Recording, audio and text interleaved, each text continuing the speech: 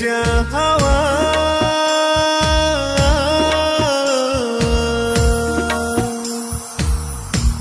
তাকে ছুঁয়ে যা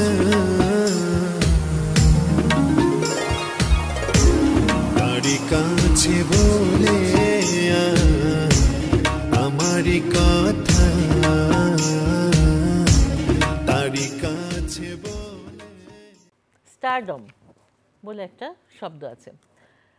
আমরা সবাই কিন্তু এই বিষয়টার প্রতি খুবই একটা আকর্ষণ বোধ করি যে স্টারডমটা কেমন হয়, সেই জীবনটা কেমন হয়, তাদের পারিবারিক জীবন কেমন হয়, সব কিছু নিয়ে কিন্তু আমাদের একটা কিউরিয়াসিটি আছে। তো আমাদের আজকের অনুষ্ঠানে আমি যাদেরকে আমন্ত্রণ জানিয়েছি, প্রথমত তারা এমন একটা ফ্যামিলি থেকে এসছে, স্টারডম পরিবার বলা যায়। হ্যাঁ, সেই পরিবারে তারা কিভাবে বড় হয়েছে, তারা কিভাবে মানুষ হয়েছে, আমরা সেই গল্পগুলো শুনবো এবং সেই সাথে আরেকটা জিনিস আমি জোড়া দিব। 30 বছর পর আমি আমার বান্ধবীকে পেয়েছি। আমরা যখন ছোট ছিলাম তখন আমরা বিটিভিতে রুমঝুম নামে একটা অনুষ্ঠানে গান করতাম এক কর্নারে বসে। তো ওই যে একটা সম্পর্ক আমাদের মধ্যে দেখা নাই, মানে অনেক দিন অনেক বছর আমরা নানা কাজে ব্যস্ত, হঠাৎ করে আমাদের ফেসবুকে যোগাযোগ হয়ে যায়। সেই জন্য ফেসবুককে একটা থ্যাংক ইউ দিতে হয়। আমি চলে যাই ওদের সাথে গল্পে। আমার একদম ডান দিকে রয়েছে তিলোত্তমা এবং তার পাশে রয়েছে ঐন্দ্রিলা, এবং তোমরা দুজন বাংলাদেশের মহানায়ক আমরা যাকে বলি, শ্রদ্ধেয় প্রয়াত বুলবুল আহমেদ স্যার, ওনার দুই কন্যা। আমার তো ভীষণ ভালো লাগছে যে আমাদের আজকের রূপান্তরে আমি দুজনকে একসাথে পেয়েছি। আমি ওকে বলছিলাম যে তুমি কিন্তু তোমার বোনকেও বলবে আসতে, তাহলে আমাদের গল্পটা অনেক জমবে।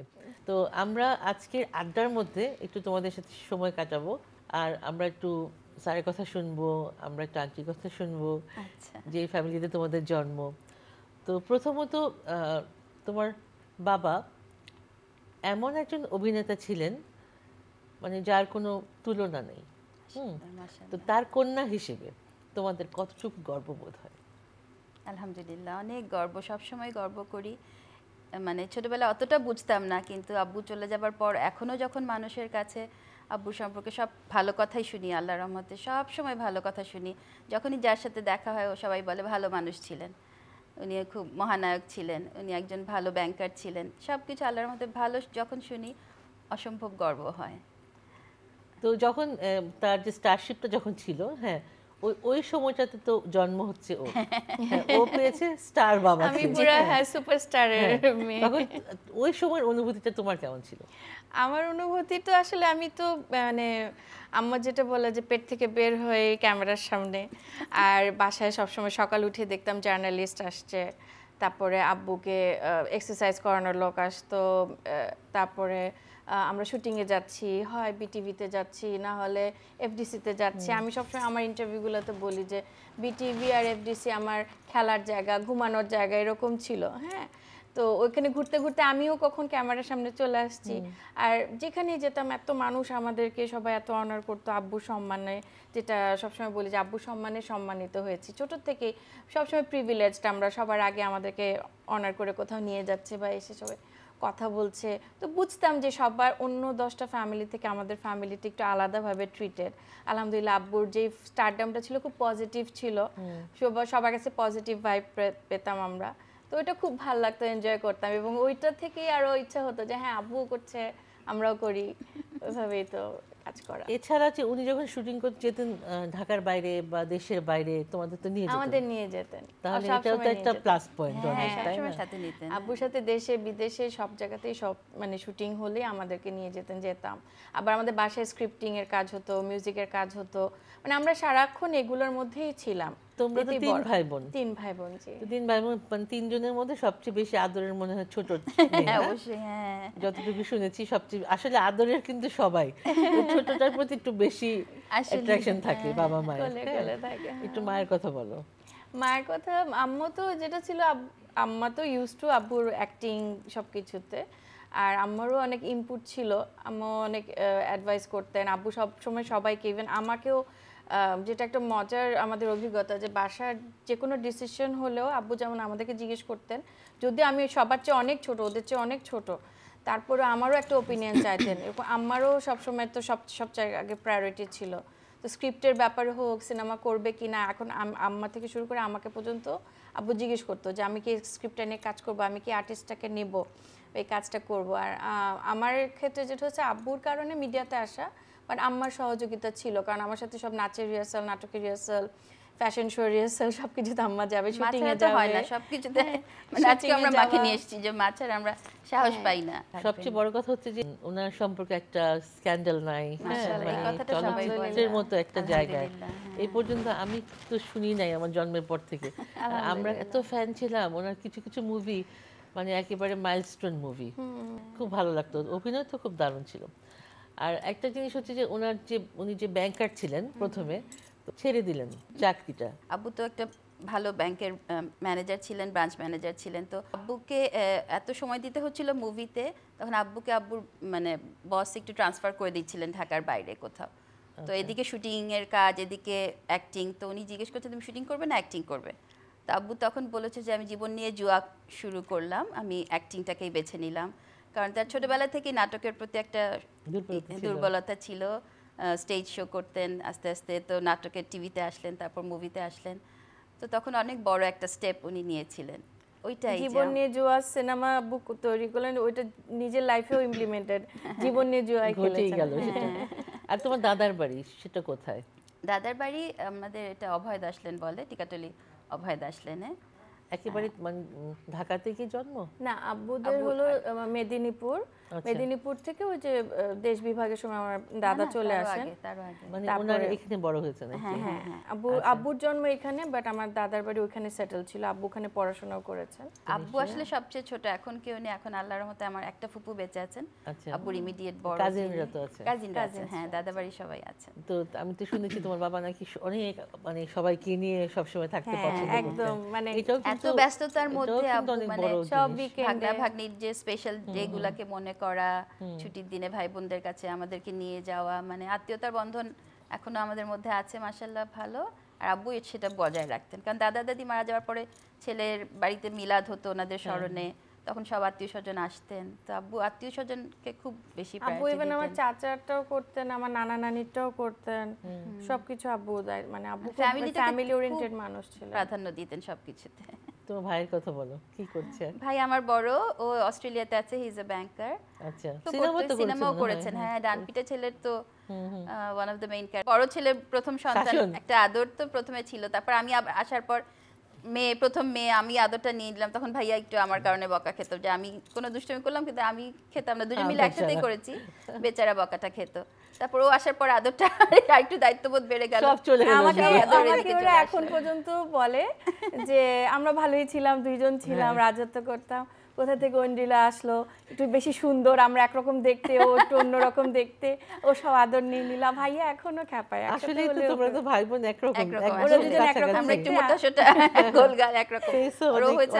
আমি আম্মা দাদার বাড়ি, মানে সব মিক্স, আমি আব্বু আম্মা দাদার বাড়ি ফুপিদের মতো। আচ্ছা, মিলানো। তো তুমি যে গান করেছো তোমার বাবাকে নিয়ে, যে সিলন যেটা করেছে ইউটিউবে, হ্যাঁ, তো ওখানে তোমার বাবার সিনেমার মুভি মানে ফেমাস গানগুলো করেছো। জি, সব মানে কিরকম ফিডব্যাক পেয়েছো ওটা থেকে? মাশাআল্লাহ, অনেক ভালো, অনেক ভালো। হ্যাঁ, এখানে আমরা রেকর্ডিং করলাম বাপ্পাদার স্টুডিওতে। আচ্ছা, তারপরে আমরা ইন্ডিয়াতে গিয়ে, কলকাতায় গিয়ে ভিডিওটা হলো আর কি, শুটিংটা হলো। আচ্ছা, হ্যাঁ, তো ওখানে যখন বড় বেশ মাশাআল্লাহ, ওরা অনেক সম্মান দিয়ে, অনেক বড় স্টেজ করে আব্বুর সম্মানে করেছে আমাকে দিয়ে গানগুলা। তুমি হচ্ছে লয়ার, তুমি তো অনেক ব্যস্ত থাকো। আমি অনেক কিছুর সাথে জড়িত আছি, আচ্ছা, ওমেন্স রাইট নিয়ে কিছু কাজ করি, আব্বুর নামে একটা ফাউন্ডেশন খুলেছি, আচ্ছা, ওখান থেকে সমাজসেবামূলক যা যা করার করি। অ্যাওয়ার্ডও তো দাও মনে হয়? হ্যাঁ হ্যাঁ, ওইটাই আমরা বছরে একবার একটা গুণী শিল্পীকে, প্রবীণ শিল্পীকে আমরা অ্যাওয়ার্ড দিই। যেটা আমরা দেখলাম যে প্রবীণরা তো অনেক করেন, যেমন আব্বু করেছেন, কিন্তু একটা সময় আব্বু কিন্তু লোনলি ফিল করতো। ওইখান থেকে আমাদের রিয়েলাইজেশনটা হলো যে প্রবীণরা একটু সম্মান করা উচিত, ওনাদের খোঁজ খবর নেওয়া উচিত, ওনাদের অ্যাওয়ার্ড দেওয়া উচিত, সেটাই। তো ছোট কন্যা তো গানের দিকে যায়নি, হ্যাঁ, গেছে ও সবকিছুই অলরাউন্ডার। আমি তো গান শিখতাম, নাচ শিখতাম, এবং পারফর্মও করেছি কিন্তু অনেক। অভিনয়টা মনে হয় তুমি অভিনয়টা আমার বেশি করেছো। ফেমটা অনেক বেশি আসছে, কাজের ক্ষেত্রটা অনেক বেশি হয়ে গেছিল, বাট আমার শুরুটা নাচ দিয়েছিল। আমি আচ্ছা। শিবলি মোহাম্মদ আর বেলায়েত হোসেনের কাছে কত্থক ভারতনাট্যম শিখতাম ওখান থেকে। আর অভিনয় তো একদম যে পেট থেকে বের হয়েই অভিনয়, তো ওটার জন্য আর কি ওটাতে বিটিভিতে কিভাবে সুযোগ পেলে? বিটিভিতে আব্বুর দোলা নামে একটা নাটকের শুটিং হবে, তো তখন আমাদের বরকতুল্লাহ আঙ্কেল ডাকলেন আমাকে যে বাবুল ভাই ঐন্দ্রিলাকে নিয়ে এসেন, একটা ছোট রোল আছে। খালাও ছিলেন ওখানে, খালার মেয়ে, আর আব্বু ওখানে একটা মেইন ক্যারেক্টার, আচ্ছা। ওইটা দিয়ে শুরু। আর মোহর আলীতে আমি জয়েন করলাম যে একটা ছোট্ট সিন ছিল, ওখানে বলছে যে তুমি শুধু তাকিয়ে থাকবে। তো তাকিয়ে থাকাটা নাকি হওয়ার পরে উনি আবার বলছেন যে আরেকটা ক্লোজ আপ নিব, তুমি ওই যে তখন যে তাকিয়েছিল ওভাবেই এক্সপ্রেশনটা দিও। তো আমি নাকি সাথে সাথে ওইটাই করেছি। তখন রিয়াজউদ্দিন বাদশা বললেন তো বাঘের বাচ্চা, ও তো যে 1 ঘন্টা পরে বললাম যে ওই জিনিসটা করো, আবার করলো, ওকে এখানে একটা রোল দিয়ে দিই। ওই আমার রোলটা ওখানে শুরু হয়ে গেল, পুরা ওটা তো অনেক ফেমাস হয়ে গেলাম। ওইটার পরে তো রূপনগর আসলো, রূপনগরে তো পুরা ক্রেজ। তো ওইভাবে আর কি মানে জার্নিটা খুব ওখান থেকে ফাস্ট স্পিডে চলে গেছে। গানের কিন্তু আমরা অত পাই না। গানে যেটা হচ্ছে আব্বুর সব নাটকগুলোতে জিঙ্গল ইয়ে করতাম, টাইটেল সং আব্বুর নাটকগুলোতে। আর জিঙ্গল করেছি বাপ্পাদার সাথে অনেক বছর, ওগুলা করেছি। আর ছোট থেকে যেটা হতো যে আম্মা সবসময় আমাকে নিয়ে মজা করতো যে লেপ নিয়ে আম্মা ঘুমিয়ে আছে, আমি বলছি আম্মা একটা কম্পিটিশন আছে, চলো না যাই, চলো না যাই। সেটা ঢাকা ক্লাবে হোক বা যে বাচ্চাদের যেটা হয় খেলা ঘরের, সবগুলোতে ফার্স্ট প্রাইজ নিয়ে চলে আসতাম। কোনো রিহার্সাল না, কিছু না, কারণ বাসায় তো গানের চর্চা প্রচুর ছিল। আম্মা রবীন্দ্রসঙ্গীত শিল্পী, রবি রাগের ফাউন্ডার মেম্বার, ভাই বোন, আব্বু আম্মা, আমরা সবাই গান করি। কারেন্ট চলে গেলে গান করি, গাড়িতে ড্রাইভের সময় গান করি। তো আমার গানের প্রতি একটা ন্যাক ছিল। আর আম্মা সবসময় টিচার রেখে দিত, দুইজন মিলে শুরু করতাম, তারপরে একসময় আমি দৌড় দিতাম, ও শেষ করতো। মায়ের অবদান তো অনেক। তো দেখা যেত যে আমি গান ওভাবে সিরিয়াসলি করতাম না, বাট সবসময় ফার্স্ট প্রাইজ পেতাম। আচ্ছা। তো গান সবসময় ওভাবে করা হয় না আনফরচুনেটলি, কারণ প্রণব ঘোষ উনি আমাকে 6টা গান দিয়েছিলেন, আর রিজভি ভাই উনি অনেকগুলা গান রেখেছিলেন, তারপর আওরঙ্গজেব বাবু উনি 10টা গান দিয়েছিলেন। বাট ওই সময় আমার বিয়ে হয়ে যায়, বিয়ের সাথে সাথে বেবি, আমি আর ওইদিকে যেতে পারি। সো এটা এখনো পেন্ডিং। আমাকে যারা জানে আমি গান করি তারা সবাই আমাকে বলে তোমার গান কবে আসবে তোমার, কারণ ফেসবুকে আমি অনেক গান আপলোড করি। আচ্ছা। উপস্থাপনা তো করছো? উপস্থাপনা ছোট থেকে করছি, হ্যাঁ একদম ছোট থেকে। হাসি কোনটা ভালো লাগে, উপস্থাপনা প্ল্যাটফর্ম নাকি অভিনয়ের প্ল্যাটফর্ম? অভিনয় তো আসলে এটা আমাদের রক্তে মিশে আছে, ওটা কিছুই করার নেই। আর ওটা অসম্ভব ভালো লাগার একটা জায়গা। আর উপস্থাপনাটা যেটা হয় ইজি হয় আমার জন্য, যেহেতু আমি জব করি। তো আমার ফ্রাইডে স্যাটারডে করে উপস্থাপনাগুলো আমি 14 বছর ধরে শুধু রান্নার প্রোগ্রাম করছি। চ্যানেল-আই দিয়ে যদি যাত্রাটা শুরু হয় আমার, হ্যাঁ, তারপরে 14 বছর ধরে রান্নার প্রোগ্রাম করছি। কিন্তু ছোটবেলায় হাসি খুশি নামে একটা বাচ্চাদের অনুষ্ঠান করতাম বিটিভিতে, তারপরে কম্পিউটার উপর প্রোগ্রাম করতাম, সেলিব্রিটি টক শো অনেকগুলো করেছি, ইন্টারভিউ শো করেছি, এরকম অনেক শো, মাদার্স ডে স্পেশাল, বিভিন্ন চ্যানেলে। মানে মিডিয়ার সাথে মানে তুমি জড়িত ছিলে? ও একটু দূরে দূরে। হ্যাঁ, ও তো এখন তো তাও গান করছে, আবার ব্যাক করেছে গানে। এটা তো আসলে খুবই খুশির একটা বিষয়। আর তোমাদের পরিবারের কথা বলো, তোমাদের সংসার। আমাদের সংসার, আমার একটাই ছেলে, ও এখন বাইরে পড়ে। আচ্ছা। ইউএফটিতে পড়ছে, কানাডাতে আছে, ভালোই আছে মাশাআল্লাহ। হাজবেন্ড আছেন ব্যাংকে। আমার দুইজন সন্তান, একজন ইউএফটিতে পড়ছে কানাডাতে, আচ্ছা, আর একটা ছোট ভাইয়ারও এক ছেলে এক মেয়ে। আব্বু খুব মিস করলো আর কি, ওরা বড়, আব্বু ওদেরকে অনেক ছোট দেখে গেছে। হ্যাঁ, আব্বু সব বাচ্চাদেরকে দেখে গেছে, 5 জনকেই ছোট দেখে গেছে আর কি। কিন্তু ওরা যে এখন কিভাবে কথা বলে, ওরা অনেকে আব্বুর মতো দেখতে কথা বলে, বা কে অভিনয়ে বা কে গানে ইন্টারেস্টেড বা কে এডিটিং ইন্টারেস্টেড, তো ওরা যে নাচে বা এগুলো করে, তখন মনে হয় যে আব্বু যদি এখন থাকতো তাহলে আব্বু এনজয় করতো এই সময়। তোমাদের পরিবারে যেহেতু তোমরা ফিল্ম লাইন মানে বিলং করো, হ্যাঁ, তো পরিবারে কখনো বাবা মায়ের মধ্যে দ্বন্দ্ব দেখেছো? না, আব্বু ছিল মজার একটা বিষয় যে খুব মিউট একটা ঝগড়া, কথা বন্ধ। আর তখন আমার খুব খারাপ অবস্থা, আমি যখন ক্লাস 7-এ পড়ি তখন ওর বিয়ে হয়ে গেছে, ভাইয়াও বিদেশে চলে গেছে। তো আমি যখন দেখতাম যে চুপচাপ দুইজন খালি আমাকে দিয়ে মানে টেনিস বলের মতো, একজন এদিকে পাঠায় একজন এদিকে পাঠায়, এটা তোমার মাকে গিয়ে বলো, আম্মা বলছে এটা তোমার বাবাকে গিয়ে বলো। তো আমি খালি এরকম বুঝতাম যে এখন আমার অবস্থা খারাপ, তাদের ঝগড়া মানে আমার কাজ বেড়ে যাওয়া। আব্বু একটু শুনিনি অভিমানী কখনো। ছিল, তো আব্বু মানে কোনো কিছু আব্বুর পছন্দ মতো না হলে আব্বু হয়তো কথা বন্ধ করে দিত, কিন্তু মানুষের সামনে বুঝতে দিত না। আমরা তো এটা বুঝতাম না, যে আমরা ভাবতাম যে এই একটু দেখি ঝগড়া আমাদের দিয়ে কথা বলাচ্ছে, কিন্তু গেস্ট আসলে দেখি সাংবাদিকদের সামনে আবার দুজন নর্মালি কথা বলছে, এটা কি জিনিস আমরা বুঝতাম না। আবার যে সাংবাদিক চলে যেত, আবার সাংবাদিক না, বাইরের মানুষও, মানুষের সামনে, আত্মীয় স্বজন বা সবার সামনে বুঝতে friends রা দিতেন না, আসলেও কারণ এটাই তো বুঝতে দিত না যে কোনো ঠিক তো ঝামেলা। হয়েই যাবে, মানুষের সামনে বুঝতে দিয়ে কি লাভ, কারণ সব সংসারে তো টুকটাক মানে খুঁটিনাটি হয়। মানুষ হিসেবে উনি অনেক বড় অনেক মনের ভালো একজন ছিলেন, মানুষ হ্যাঁ ছিলেন। এটা বুঝতেন যে এটা আসলে অনেক Reality বড় কি? ব্যাপার। তো আমাদের এই আজকের অনুষ্ঠানে এই যে আমরা একসাথে হলাম অনেক বছর পর, যে তোমার সাথে তো আমার একটা ইন্টারেক্ট হলো, এটা আমার তো ভীষণ ভালো লাগছে। আর হচ্ছে একটু গান শোনাবে আমাদের?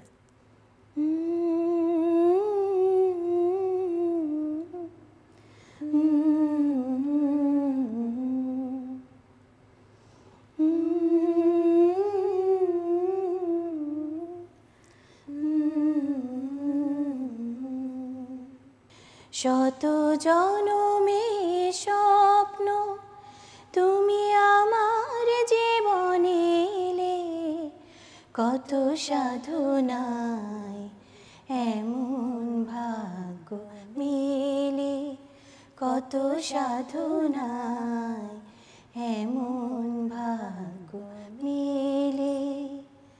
শত জনমে স্বপ্ন তুমি আমার জীবনে এলে, কত সাধনায় এমন ভাগ্য মেলে, কত সাধনায় এমন ভাগ্য মেলে।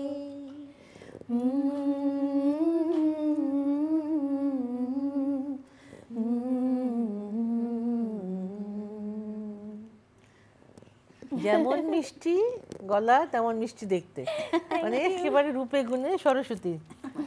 গানটা অসম্ভব সুন্দর, সিনেমাটা অসম্ভব সুন্দর ছিল, এবং ওটা তো অভিনয় দারুণ। হ্যাঁ দেখেছি। অভিনয় করতে যখন যেতাম তখন ওই যে আমাদের জিনাত হাকিম বলতেন যে ইস বুলবুল ভাই, এখন বুলবুল ভাইয়ের মেয়ে অভিনয় করে, বুলবুল ভাই অভিনয় করে, আগে তো আমি বইয়ের মাঝখানে ওনার ছবি রেখে দিতাম। হ্যাঁ, তো আমার এরকম অনেক অভিজ্ঞতা আছে। আমার কুকিং শোতে অনেকে আসে বা আমার অফিসে অনেকে বলে বা যেখানে গেলে যে তোমার আব্বুর যে কীরকম ফ্যান ছিলাম, লুকিয়ে লুকিয়ে আব্বুর সিনেমা, তোমার আব্বুর সিনেমা দেখতে যেতাম, ওনার ছবি দেখতাম, ছবি পেপার কাটিং রেখে দিতাম। এত রোম্যান্টিক হিরো বাংলাদেশের উনি ছিলেন যে ওনাকে দেখলেই মনে হতো যে হ্যাঁ পুরুষ, সুপুরুষ এরকম হওয়া উচিত, রোম্যান্টিক হলে এরকম পুরুষ হওয়া উচিত। এসব দিন মানে শফিক শফিক ক্যারেক্টারটা বড় ভাই, বড় ছেলে, হাজবেন্ড এরকম হওয়া উচিত। আসলে তোমাদের কেমন লাগছে আজকে আমাদের খুব এই ভালো লাগছে আড্ডায় আপু, এসে? আপনাকে সবসময় তো টিভিতে দেখতাম, এবং আপনার ওই ইয়াং এজ থেকে নীলাঞ্জনা গানটার সময় থেকে আপনাকে খুব পছন্দ করি, আর আজকে তো দেখলাম খুব ভালো লাগলো। কথা বলে মনে হচ্ছে যে খুব আপন, মানে কোনো উপস্থাপনায় বসছি মনে হচ্ছে না, আমার হচ্ছে তিলাপট ফ্রেন্ডদের সাথে আমি গল্প করতে বসি, আসলে ওরকমই সবসময় খুব বসছি। আন্তরিক আর ফ্রেন্ডলি। আবার আমরা একসাথে বসবো কোনো না কোনো সময়। হ্যাঁ আপু, ভালো আমি একটু থেকেন। বিদায় নিয়ে নিই দর্শকদের কাছ থেকে। Thank you. আমাদের আজকের অনুষ্ঠানে দেখলেন তো আমরা একটা ফ্যামিলি গল্প শুনলাম। আমাদের মিডিয়াতে, আমাদের ফিল্ম লাইনের মানুষ তারা যে সংসার করেন, হ্যাঁ তাদের সংসারও যে কত সুন্দর হয়। যদি আপনাদের ভালো লেগে থাকে, আমি ভাববো আমি সত্যি সার্থক, আমার রূপান্তরের টিম সার্থক। ভালো থাকবেন। আমি চলে আসবো এই দিন এই মুহূর্তে আপনাদের প্রিয় কোনো অতিথিকে নিয়ে। ততদিন পর্যন্ত